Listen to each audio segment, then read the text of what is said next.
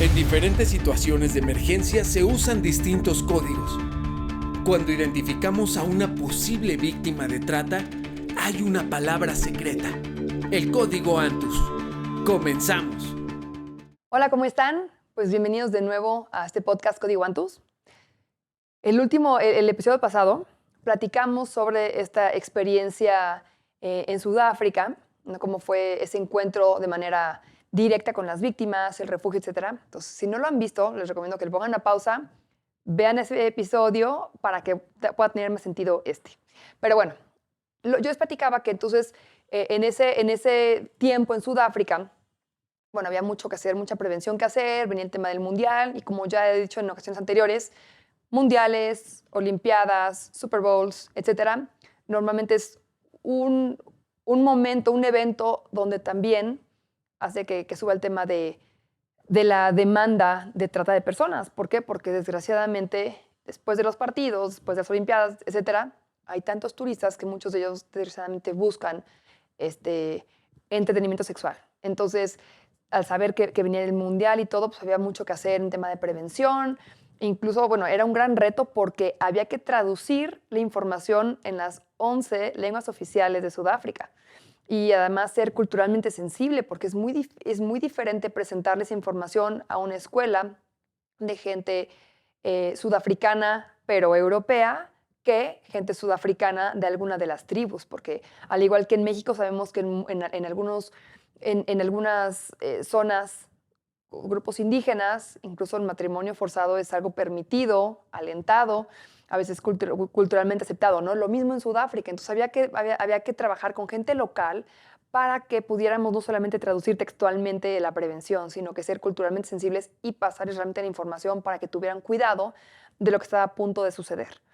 Pero bueno, esa era la parte de prevención. Ya les platiqué lo que hacíamos en cuanto a los rescates, en cuanto al refugio. Sí fue un tema, la verdad, el empezar a atender a víctimas de diferentes subculturas. Se habían peleas entre ellas, el tema de la atención de una desintoxicación de drogas es súper complicado. Ese síndrome de abstinencia es muy fuerte, entonces había que ver diferentes estrategias para poderlas tener libres de droga, pero a la vez no cortar de tajo esa adicción, etcétera. Entonces el tema con la atención en un refugio fue muy importante para mí, para poder aprender esas buenas prácticas de qué se hace, qué no se hace. Claro que cuando yo pensaba en ese futuro de, cuando abramos el refugio en México, yo sabía que había que adaptarse muchísimo a la cultura, que es muy diferente, pero sí habían muchas cosas muy similares, como por ejemplo el tema de la corrupción de autoridades, etcétera. Entonces, es lo importante, ¿no? De adoptar las buenas prácticas y las que no, pues tratar de adaptarlas y mejorarlas al país. Pero bueno, seguimos en Sudáfrica. Y entonces yo les había platicado de ese proyecto con las muñequitas, Justice Doll. Y bueno, se compraban los insumos y entonces a las mujeres que eran sobrevivientes de trata de personas. Incluso no todas de ellas necesitaban refugio, algunas de ellas estaban en sus aldeas, pero ellas querían hacer algo. Además, una de cada 5 personas tiene VIH. Entonces, ¿qué pasa? Que cuando el VIH se convierte en SIDA, los síntomas son a veces muy visibles, pero sobre todo muy difíciles para ellas, por ejemplo, buscar un trabajo o para continuar su vida. La verdad es que aún tomando los retrovirales, etcétera, es bien complicado. Y además, allá no es permitido preguntar si tienen VIH o no. Entonces, teníamos que buscar una alternativa para que sobrevivientes de trata de personas tuvieran alguna otra cosa que hacer, que pudieran hacer bien y que fuera tomado en cuenta. Entonces, ese era justamente ese proyecto del que yo había escuchado años atrás y del que yo quería ser parte de, porque yo sabía que teníamos que meterle un poco de mercadotecnia, porque ¿qué pasaba? La víctima, la sobreviviente, se le daban las cuentitas, ¿no? De madera, pedazos de tela, y ellas iban ensamblando, haciendo una muñequita, pero era una muñequita de madera, con las manos amarradas, que decía libérame, en diferentes idiomas, y tenía un tag con información de la trata de personas, ¿no? Un poco de estadística, un poco lo que es, y hablar de lo que era este proyecto. Entonces las mujeres iban haciendo esas muñequitas. De alguna manera era un poco terapéutico porque ellas se estaban de alguna manera personificando, ¿no? O sea, ellas sabían que habían sido esclavas, Y como siempre digo, no siempre tienes que tener unas esposas en la mano para ser esclavas. A veces esposas son a las adicciones, son amenazas, etcétera. Entonces, ellas veían esa muñequita y decían, pues, era yo estoy libre. Y entonces era un trabajo que ellas podían hacer sin necesidad de estar en una oficina sentadas o de estar, no sé, de tener ese problema pues, con su situación médica. Entonces ellas las hacían y la verdad les llenaba bastante. El tema era quién las compraba. Normalmente las compraba la misma aldea. Son personas de verdad de muy escasos recursos que de todos modos deciden ayudar. De verdad es la gente más generosa. Pero yo decía, bueno, es que esa gente de la aldea sí apoya a estas sobrevivientes, pero ni modo que tengan ya su colección de muñequitas, o tenemos que crecer esto. Entonces empezamos a pensar de qué manera podríamos crecer esto, porque a veces incluso frenábamos un poco la producción de las muñequitas porque no teníamos clientes y porque la gente de la aldea pues también estaba limitada económicamente. Entonces, ¿qué fue lo que hicimos? Se nos ocurrió que la muñequita pudiera representar a alguna empresa. Entonces me acuerdo perfecto que hubo una compañía de seguros internacional que justo iba a hacer su reunión anual ahí en Ciudad del Cabo. Y entonces logramos contactarlos. Dijimos, oye, en lugar de que regales a lo mejor una pluma, una libreta, algún artículo promocional, ¿por qué no compras las muñequitas? El logo de ellos era color rojo, les ponemos tela de color rojo. Y en el tag ponemos tu nombre, eso, la información de tu empresa, ¿no? Del encuentro anal, etcétera, y ponemos información de la trata. Y de esta manera está siendo socialmente responsable. Les encantó la idea y nos hicieron un pedido de 200 muñequitas. No se pueden imaginar el día cuando llegamos con estas mujeres y les dijimos, ¿qué creen? Emergencia. Tenemos un pedido de 200 muñequitas. No dejaban de llorar. O sea, ellos decían, es que alguien más está confiando en nuestro producto. O sea, porque ya sabían que la gente de la aldea que las compraba, pues era un poco por compasión. Pero aquí por primera vez, una empresa mundialmente conocida estaba eligiendo dar como souvenir las muñequitas. Entonces fue increíble, fuimos a comprar los insumos, la tela, todo, y se empezaron a hacer las muñequitas. Y gracias a ese evento, gente que fue, obviamente, pues vieron las redes sociales del proyecto de las muñequitas y empezaron a hacernos más pedidos, personalizadas, se personalizaban causas. De hecho, Antos tiene su muñequita personalizada, hecha allá en Sudáfrica. Y bueno, la verdad es que con un poco de mercadotecnia, este proyecto logró crecer mucho más. Y entonces, claro, sí había un poco algunos retos porque a veces cuando había muchos pedidos teníamos que tener en cuenta que estas mujeres, por el tema del VIH, etcétera, estaban a veces, pues a veces no podían trabajar. Entonces teníamos pedidos y eso y pues teníamos que poner un poco de freno en la producción, pero bueno, ellas estaban muy motivadas, muy contentas, muy agradecidas y sobre todo sabiendo que alguien más estaba valorando su trabajo, que ellas a mano podían hacer. Y bueno, este proyecto de Justice Doll sigue en varias partes del mundo porque, como les digo, ONGs, empresas han hecho sus pedidos, se les personaliza las muñequitas y se puede dar a conocer lo que está pasando, la problemática de la trata en Sudáfrica y bueno, se le puede poner el nombre de la causa, ¿no? Se han hecho incluso para dar a conocer el tema del albinismo en Sudáfrica, que es un tema, la verdad, muy fuerte. Todavía hay gente que cree que cuando nace un niño albino se tiene que matar porque tiene poderes supernaturales, afrodisíacos, etcétera. Entonces, se hizo una campaña haciendo muñequitas, pero con un tono de color diferente para que se viera que era como el tema del albinismo y para dar a conocer de lo que está pasando y que no tienen poderes afrodisíacos, son personas y se deben respetar, etcétera.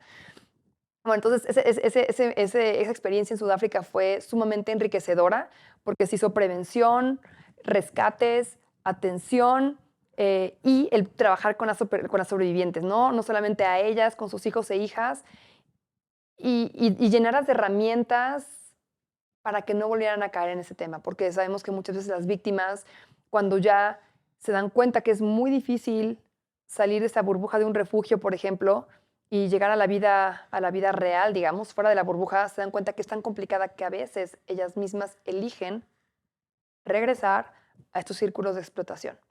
Quizá la primera vez fueron engañadas, fueron enganchadas, pero imagínense lo triste que es cuando ellas dicen, bueno, es que aquí al menos ya sé cómo es, aquí al menos sí sé cómo funcionan las cosas. no me siento menos. Y entonces ellas regresan. Entonces, por eso es súper importante darles herramientas, darles oportunidades laborales y sobre todo darles como herramientas de prevención, porque bueno, a lo mejor creemos que porque por estar en un refugio ya están prevenidas, pero no, a veces son cosas muy básicas que hay que darles a las víctimas para que no vuelvan a caer. Eh, y bueno, eso fue una experiencia increíble. De ahí se conecta con mi siguiente proyecto que fue en Ucrania, que ahí era con otra problemática similar, que ahí era con el tema de los huérfanos sociales. ¿Qué quiere decir? Son niños y niñas, adolescentes, menores de edad, que aunque sí tienen padres, son padres que los han abandonado por tema de adicciones o de alguna enfermedad o de algún otro tema. Entonces, sí tienen padres, o sea, no es que hayan muerto, pero los han, digamos, que abandonado. Entonces, se les llama huérfanos sociales. Y aunque hay organismos que los protegen, pero también son caldo de cultivo para los tratantes que están esperando que cumplan la mayoría de edad, porque al cumplir la mayoría de edad, el gobierno los deja de proteger y entonces quedan desprotegidos y llegan los tratantes y los reclutan. Entonces, allá hicimos también como un documental para ver qué estaba pasando con los orfanatorios, o sea, porque sabemos que cuál es la fisonomía de una niña ucraniana, ¿no? Y que muchas veces vienen personas de los Emiratos, de otras partes del mundo, a adoptar una niña, pero lo que están haciendo es adoptar una esposa. Están adoptando a su futura esposa. Imagínense, una niña de 6 años, la adoptan y hay tantos niños en situación de orfandad en Ucrania que los orfanatorios dicen, sí, perfecto, muchas gracias, y nunca saben qué fue de esa niña o de ese niño. Entonces, parte de lo que también hicimos en Ucrania fue reunirnos con varios orfanatos y decir, oigan, ¿saben lo que está pasando? ¿Tienen algún tipo de seguimiento con los niños o niñas que dan en adopción? Sabemos que se les desborda de las manos, sabemos que desgraciadamente hay muchos, tanto huérfanos como huérfanos sociales, pero pues deben de cambiar algún tema en las leyes, ¿no? O sea, que no sea tan fácil adoptar como un extranjero con dinero a un niño o una niña. O sea, hay que evaluar un poco más, hacer exámenes psicológicos, hacer un seguimiento y sobre todo darle prioridad a padres ucranianos para adoptar, porque ahí muchas veces iban por el tema económico, ¿no? Pues es que es un señor de Dubái y tiene mucho dinero y le va a dar una mejor vida. Sí, pero ¿sabías que su idioma se va a perder, su cultura se va a perder y además le está adoptando no para ser su hija, para ser su esposa? Entonces, afortunadamente los orfanatos abrieron los ojos y posteriormente sí hicieron algunos cambios en sus leyes y empezaron a promover más la adopción a familias ucranianas, sobre todo por el tema del idioma, de la cultura y todo, y a poner mucho más restricciones para esas adopciones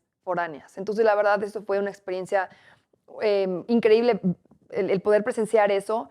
Y bueno, por otra parte, desgarradora al ver lo que estaba sucediendo en esos orfanatos, en esos centros donde el gobierno protege a estos huérfanos sociales y las condiciones en las que ellos están, porque te ayuda a entender que obviamente con esas condiciones cualquier opción es mejor que eso.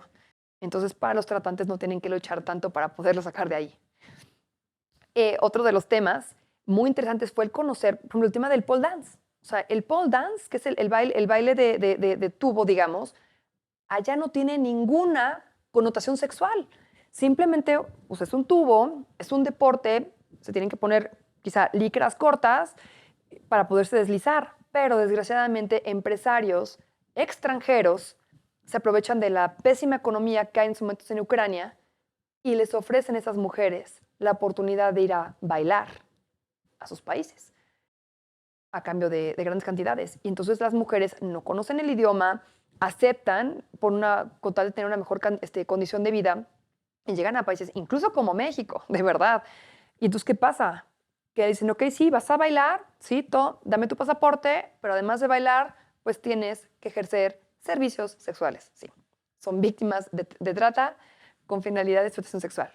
Ellas no conocen el idioma, no saben ni siquiera cuál es el teléfono de emergencia, a dónde marcar, a quién acudir, quién las va a rescatar, y quedan en esos lugares donde desgraciadamente las autoridades no pueden entrar. ¿Por qué? Porque hay muchísimos vínculos con la autoridad, hay grandes cantidades de dinero de por medio. Entonces, sí, mujeres ucranianas que creyeron que solamente iban a ir a bailar,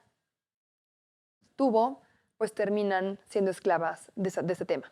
Entonces, digo, sí, por el tema obviamente de, pues sí, entre que la mafia rusa y las mafias de allá, el tema del idioma, etcétera, hicieron que esa estancia fuera un poco más corta, pero bueno, al menos sí se pudo hacer el documental, se pudo ver la situación y sobre todo, pues bueno, más me apasioné de decir, híjole, ya es momento de regresar a México porque estoy viendo que de aquí sacan a esas mujeres, ¿en dónde las están explotando y qué pasa con ellas? Entonces, bueno, que siguió creciendo esa pasión para seguir con algo más. Y bueno, hasta aquí termina la historia de Sudáfrica y de Ucrania, pero bueno, no se vayan porque hay todavía más, hay más aventuras, hay más situaciones que nos fueron encaminando para que hoy tengamos lo que tenemos. Y bueno, lo que siempre les digo, no se queden pasivos, hagamos algo, lo que sea, pero algo. Si quieres voluntariar, si quieres donar, haz algo, porque eso es ser parte de la solución. Dona, en la página de Antus tenemos nuestro PayPal, etcétera, pero haz algo. Muchas gracias por estar en Código Antus. Hasta la próxima.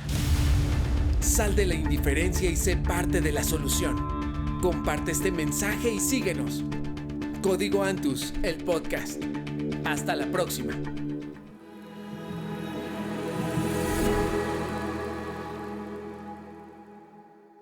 Esta es una producción de videopodcast.mx.